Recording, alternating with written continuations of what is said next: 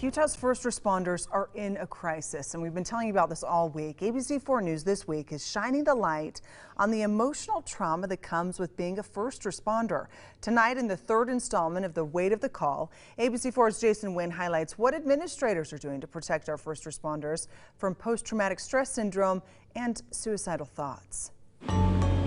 First responders suffering from the emotional stress due to the weight of the job have access to services to deal with mental health issues. The state critical stress management team is an example. The team represents the first line of defense for those public servants in need of emotional support. A mental health issue is just like a broken bone.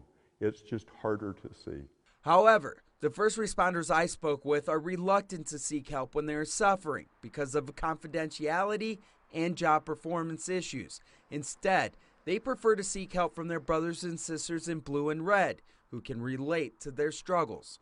What peer support brings in is addressing those thoughts, those emotions, and being able to normalize it so that what you're thinking, what you're experiencing or going through is normal.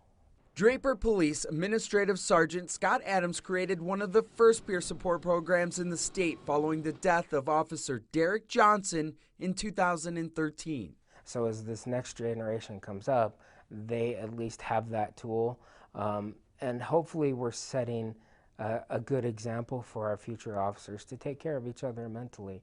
Doug Robinson runs the peer support program in Syracuse. The veteran firefighter estimates he's provided support for close to 30 firefighters in 2 years since the establishment of the program. It means that's 28 firefighters that can go home, that are more comfortable with life, that are able to get on with their careers. To further help those suffering from the emotional stress of the job, Syracuse Fire brought in founder and CEO of the Firefighter Behavioral Health Alliance, Jeff Dill, last September. How many of you have known someone that has taken their lives? A deputy said 4, one firefighter said 9, another said 1. These are not numbers. These are the faces and names of our brothers and sisters and the families they left behind. Dill says there are 6 factors that could spawn suicidal thoughts in first responders. Relationships and families top the chart, followed by depression, physical conditions like cancer or mental health issues, addictions being linked to PTSD, or a combination of all the factors. And what we notice very quickly is there is no discrimination. Dill says 60% of first responders will have thoughts about suicide. He says there's no easy fix. Normalizing and talking through difficult issues with like-minded people is a start on the mental health road to recovery. If we think that we can deal with these issues on our own, well, that's a serious error on our part.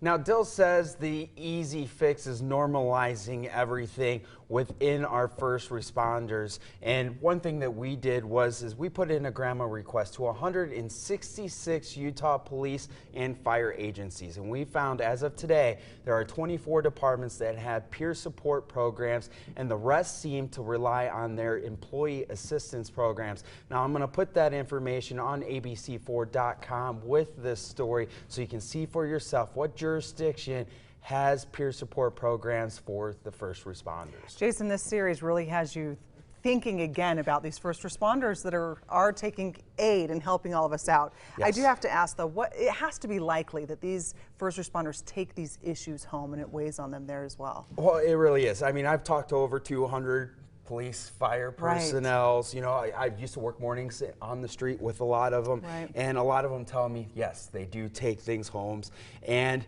they say that it causes some serious issues like addiction and marriage problems, or worse, suicide. I just found out today before the newscast there were 3 first responder suicides within the last 6 months, so it's a big issue. It is a big issue, and you have to think about the spouses. Like you're saying, they have a lot of relationship issues when they're dealing with this kind of weight.